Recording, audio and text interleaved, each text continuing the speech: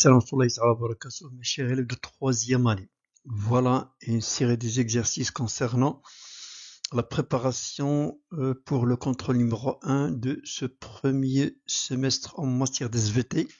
Alors vous avez la composition des aliments, la digestion, l'absorption, ce sont essentiellement les éléments que vous devriez préparer pour ce contrôle numéro 1. À la barakatilla, commençons par la restitution des connaissances. Alors, on vous demande de relier les éléments du premier groupe aux éléments du deuxième groupe sous forme de couple. Alors ici, vous avez l'énergie, calcium, lipase, iodé, maltase. Donc, quel élément qui correspond à chacun de ces éléments par rapport à celui du deuxième groupe? Donc, le numéro 1, l'amidon, ici vous avez, voilà, l'iodé, c'est lui qui lui convient. Les lipides, vous avez ici, quel élément qui va lui correspondre? C'est le C. C'est-à-dire ça, lipase. Par rapport aux lipides, les lipides, ce sont des aliments qui se sont transformés sous l'action de la lipase. Le troisième élément, le maltose, ici, regardez, voilà maltase. Donc, je vous ai dit, si vous trouvez un mot qui se termine par O, c'est un sucre, et si se termine par A, c'est une enzyme. Alors, vous avez numéro 4, les glucides, vous avez là, ici, il nous donne de l'énergie. C'est A et l'oxalate d'ammonium. Le dernier, c'est le calcium. Ça, c'est le réactif du calcium qui donne un précipité blanc. L'exercice suivant, on vous demande de donner le nom de réactif de l'amidon. Quel est le réactif qui réagit avec l'amidon? C'est le coloration bleu-violacé. Le réactif du calcium, c'est l'oxalate d'ammonium qui donne un précipité blanc. Alors ici, après avoir retiré l'enveloppe de la graine de fève, nous plaçons chaque cotylédon.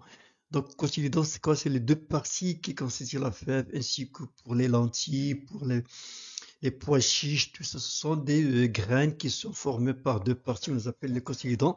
Dans un tube à essai, le premier cotylédon se colore en bleu violacé sous l'action de l'eau iodée, alors que le second se colore en jaune après avoir été immergé, trempé dans l'acide nitrique. Donc on vous demande de savoir les constituants de ces des aliments qu'on a découverts dans la graine de fève. Alors pour l'eau iodée, qu'est-ce qui nous indique la présence ou l'absence de l'amidon, bien sûr, alors que la coloration jaune avec l'acide nitrique nous donne la présence des protides. Voilà. La question suivante, un aliment composé se colore sous l'influence de l'eau iodée, on vient de le voir, et en bleu violacé, laissant une tache semi-transparente ou bien translucide sur un papier blanc qui ne disparaît pas sous l'influence de la chaleur. Quels sont les deux aliments? Donc pour la première, on vient de le dire, c'est l'amidon. La deuxième, quel est l'aliment qui laisse une tache translucide sur un papier blanc? Ce sont les lipides. Ici, vous avez un tableau, on va lire normalement les accolades. Ici, vous avez l'aliment simple, bien les aliments simples, les réactifs qui leur correspondent et les résultats obtenus après avoir mélangé les réactifs avec les aliments simples. Alors, le glucose, quel est son réactif? Bien sûr, vous devrez apprendre ça. Le résultat, c'est un précipité rouge-brique. Il y a une différence entre coloration et précipité.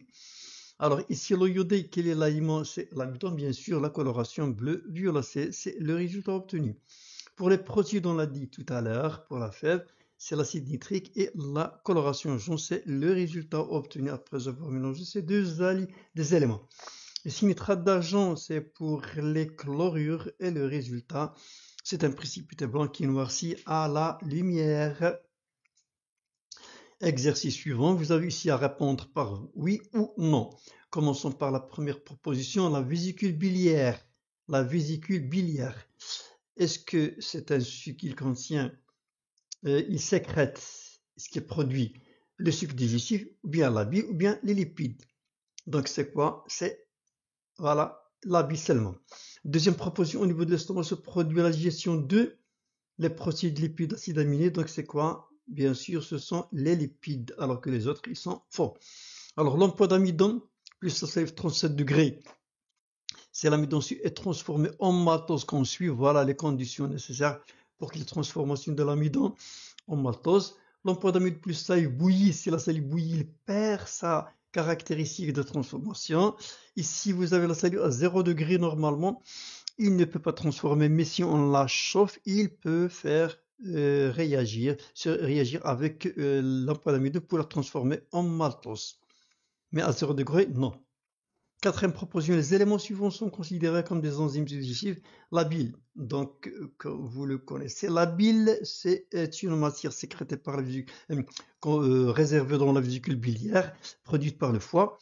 Son rôle c'est transformer les lipides en émulsion stable, c'est-à-dire de dégrader en petites gouttelettes les lipides pour faciliter le rôle de la lipase. Donc lipase, bien sûr, ce sont des enzymes. La salive, ce n'est pas une enzyme. Il contient l'enzyme. L'amylase aussi, c'est une enzyme. Donc la bile, non. Pour la lipase, oui. Pour la salive, non. Pour l'amylase, c'est oui. Alors ici, toujours la même question. Les éléments suivants sont considérés comme des nutriments. Donc c'est quoi nutriments? Ce sont les éléments issus de la digestion finale des aliments au niveau de l'intestin grêle. Donc le pain, c'est un aliment composé, ce n'est pas un nutriment. Le glucose, acide aminé, bien sûr, oui. Le lait, c'est un aliment composé. Les sels minéraux, oui. Alors les lipides sont considérés comme, est-ce que acide gras constitue plutôt acide gras et glycérol, ou bien l'acide gras et la bile, acide aminé et glycérol, bien sûr, c'est la première qui est vraie, alors que les autres, non. Alors, troisième, les protides sont constitués par acide aminé et glycérol, acide gras et glycérol, bien acide aminé. Bien sûr, c'est l'acide aminé. Au niveau de l'intestin grêle passe tout nutriment directement dans le sang, ou bien tout nutriment dans la lymphe, ou bien les produits de la digestion des lipides passent dans la lymphe. Donc, pas tout nutriment dans le sang, pas tout nutriment dans la lymphe, mais c'est la réponse juste, c'est celle-là, et la dernière. Ici, vous avez deux ensembles, donc ici, vous avez l'eau, ici, après avoir passé dans l'estomac, ici, après avoir éteint l'estomac.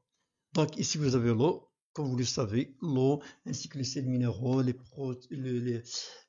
sels minéraux, les vitamines et l'eau ne se transforment pas, ne se digèrent pas, ce sont des molécules qui sont simplifiées d'office. Alors ici, c'est mieux aussi. Donc l'amidon, il y a normalement deux transformations au niveau de la bouche, maltose, et au niveau de l'intestin en glucose. Ici, le maltose, ici, voilà, c'est le glucose, sa transformation, après avoir passé l'estomac.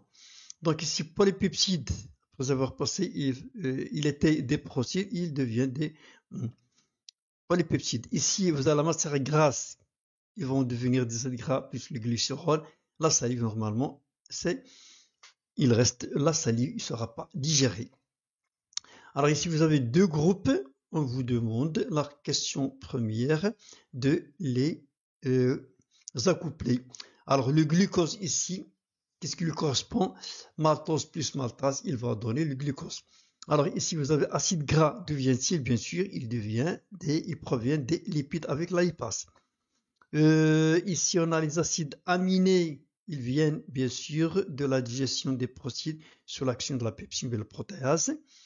Ici, vous avez les polypeptides. Ils viennent de la digestion des protides. Bien sûr, maltose, du maltase plus maltose, c'est la digestion finale. Il va donner le glucose. On donne la définition des termes suivants. Digestion, sucre digestif, enzyme. Donc, c'est quoi la digestion? Donc, bien sûr, c'est un double phénomène, un processus mécanique sur l'action des dents, de l'action de l'estomac, contraction des muscles de l'estomac, et ainsi chimique dans lesquels les molécules alimentaires complexes comme l'amidon, les protides sont transformées progressivement en molécules simplifiées. Alors c'est quoi un sucre? Donc un sucre normalement il doit contenir au moins une enzyme, par exemple la salive. Alors il y en a par exemple celle du pancréas, il contient plusieurs enzymes, ainsi que ceux de l'intestin. Donc une substance sécrétée par certains organes du système digestif, glandes digestives, et contient des enzymes. L'essentiel ça, les enzymes. Alors c'est quoi une enzyme? Donc c'est une substance chimique qui est sécrétée, bien caractérisée par le fait qu'elle accélère la réaction chimique des milliards de fois, et un catalyseur car il fonctionne en petite quantité, il n'est pas affecté par la réaction, il reste à la fin de la réaction. Donc, ici, termine à partir des suggestions suivantes, ceux qui sont vrais et corriger ceux qui sont faux. Alors, les acides aminés sont produits par la digestion des graisses. On vient de le dire tout à l'heure. C'est faux. Donc, les acides aminés proviennent de la digestion des protéines. Les sucs digestifs contiennent des enzymes. Oui, bien sûr, la proposition est juste. Tous les aliments sont soumis à la digestion. On l'a dit tout à l'heure. Pas tous les aliments. L'eau, les sels minéraux et les vitamines ne se transforment pas. Alors, donnez le terme correspondant les produits résultant de la digestion. Donc, à la fin de la digestion, les protéines, les lipides, les glucides se transforment en nutriments. Substances facilitant la digestion des aliments, on l'a dit tout à l'heure, ce sont des enzymes, bien sûr. Ensemble des substances suivantes, protéines, graisses et sucres, ce sont des aliments simples organiques. Alors, construisez des phrases en utilisant les termes suivants. Donc, nutriments, on vient de le dire. Leçon, vous le connaissez. Villosité, vous devrez le savoir. C'est l'unité fonctionnelle qui se trouve à l'intérieur de l'intestin qui est responsable de l'absorption des nutriments. Donc, on vient de donner un exemple, un petit peu de phrase. Les nutriments passent des villosités intestinales vers le sang. Donc, un aliment est soumis aux expériences présentées dans le tableau et nous avons obtenu les résultats suivants. Donc, vous avez ici les réactifs utilisés. On a utilisé l'eau iodée, la liqueur de Filling, plus le chauffage et l'acide nitrique. Et vous devriez savoir de quoi il s'agit, quel est l'aliment qui réagit avec ces produits chimiques, ces réactifs. Et ainsi le résultat. Donc ici, l'eau iodée jaune, c'est-à-dire que la coloration normale de l'eau iodée, c'est jaune. Mais lorsqu'il se mélange avec l'amidon, il donne une coloration bleu violacée. Donc ici, pas de changement. Donc l'absence de l'amidon. Donc la liqueur de Filling, vous devriez savoir que c'est un réactif du glucose ou bien des sucres simples réducteurs. Il donne une coloration précipitée rouge brique. Ici, il y a la couleur naturelle sans qu'il se mélange avec le glucose, c'est bleu, donc il a resté. Donc ici, on a le résultat, un précipité rouge brique, donc il y a présence. Donc l'acide nitrique, pas de coloration, c'est-à-dire pas de coloration jaune, c'est-à-dire pas de protéines. Alors, pas de coloration ici, pas de coloration jusqu'à la fin. Donc, on vient de lire ce tableau. La question demandée que révèle chacune des expériences. On vient de le dire. Donc, l'aliment dont on a mis en évidence ici, seul le glucose. Voilà, présence du glucose. Donc ici, vous avez des vides et on vous demande de le compléter. Chaque molécule lipidique, c'est-à-dire quand c'est des lipides, que ce soit des graisses, le beurre, l'huile, est constituée d'une combinaison, association entre deux choses, lesquelles, de quoi? Oui, c'est ça, des acides gras et puis des glycérols. D'où viennent ces deux éléments? Bien sûr, sous l'influence d'une enzyme qui va dégrader les lipides, voilà, pour donner ces deux éléments. Donc, c'est la lipase qui transforme. Lipase pancréatique, c'est-à-dire sécrétée par le pancréas et intestinal. Donc, on vous propose ici des éléments constituant le tube ou l'appareil digestif et on vous demande les questions suivantes. Organes par lesquels passent les aliments. Par ordre, bien sûr. Les organes où le lieu se produisent des transformations chimiques. Les organes qui fabriquent des sucs digestifs. Commençons par la première, bien sûr. Commençons par la bouche, bien sûr. Et après l'œsophage, l'estomac, l'intestin grêle et enfin le grand intestin et le rectum. Alors ici, les organes où se produisent les transformations chimiques. Commençons par la bouche, transformation de l'amidon, estomac, transformation des protéines. Au niveau de l'intestin se transforment les éléments qui n'ont été pas transformés.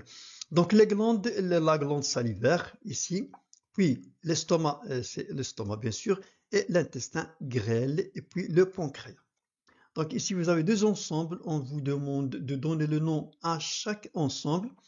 Pepsine, amylase, lipase, maltase, saccharase, lactase. C'est quoi? Donc si je vais vous rappeler, lorsqu'on trouve un mot qui se termine par A, ce sont des enzymes. Et ceux qui se terminent par O, ce sont des sucres. Donc prenons ensemble, ce sont quoi? Ce sont les enzymes. Donc la pepsine, on dit aussi protéase. Ici, vous avez les aliments simples et les enzymes. Donc, mettre une flèche lorsqu'il y a une relation entre les éléments du premier et second groupe. Alors la pepsine, bien sûr, ce sont des enzymes qui transforment les protéines en polypeptides. L'amylase, se trouve dans la salive, transforme l'amidon en maltose.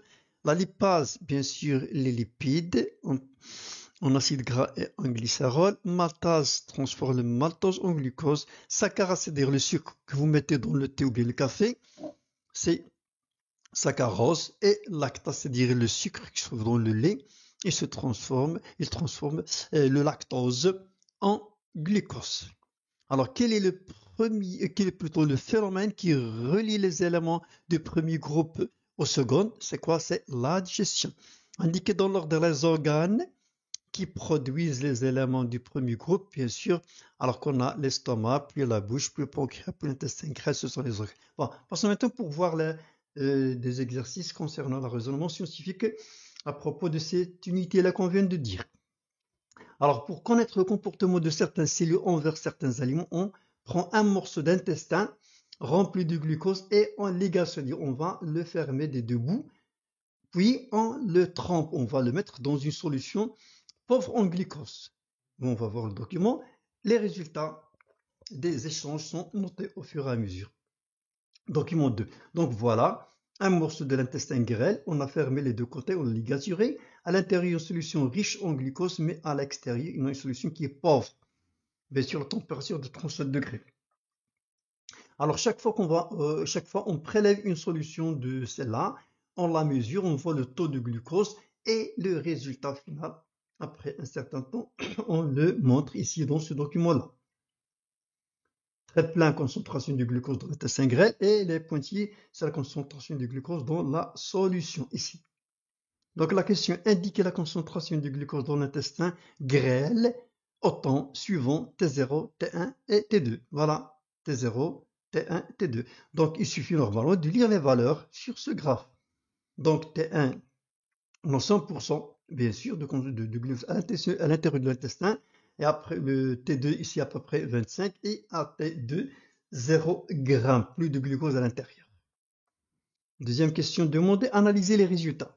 Donc comment peut-on analyser? Donc il y a une diminution de concentration de glucose dans l'intestin grêle.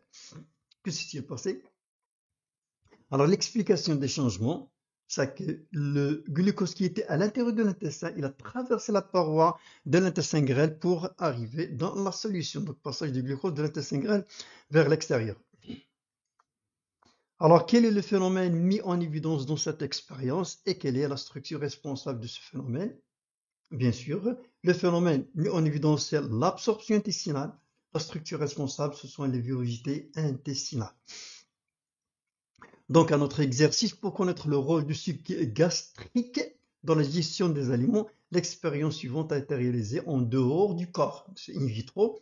Un échantillon de sucre gastrique et de protéines a été placé à l'intérieur d'un tube ASC. Le document suivant explique les résultats expérimentaux obtenus. Donc, si on vous donne un document, vous devriez le lire tout entier pour savoir de quoi il s'agit.